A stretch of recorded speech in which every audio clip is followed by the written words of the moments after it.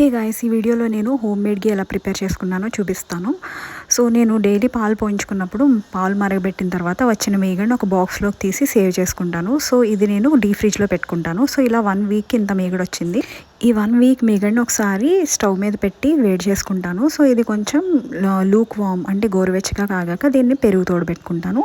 So పెరుగు తోడబెట్టుకుంటే next డేకి ఇంత గట్టిగా అవుతుంది పెరుగు అనేది. సో దీన్ని నేను మిక్సీకి ట్రాన్స్ఫర్ చేసుకుని ఒక 2-3 టైమ్స్ మిక్సీ జార్లో తిప్పుతాను.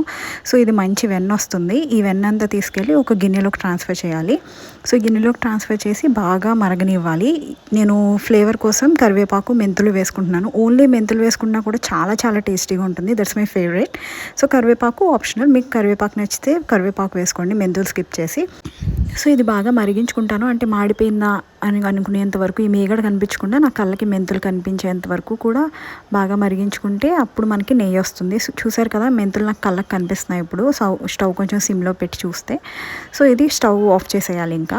సో ఇది కొంచెం కూల్ అయ్యాక దీన్ని స్ట్రెయినర్తో వేరే గిన్నెలోకి ట్రాన్స్ఫర్ చేసుకోవాలి. సో ఆ గిన్నెలో కొంచెం చల్లారాక అప్పుడు నేను గ్లాస్ జార్లోకి తీసుకున్నాను. సో ఈ స్ట్రెయినర్లో తుక్కంతా కూడా బయట పాడేయచ్చు. గ్లాస్ జార్లోది లిక్విడ్ ఘీ అండ్ కొంతసేపు అయ్యాక సాలిడ్ ఘీ ఫామ్ అయింది. సో ఈ వీడియో నచ్చితే సబ్స్క్రైబ్ చేయండి.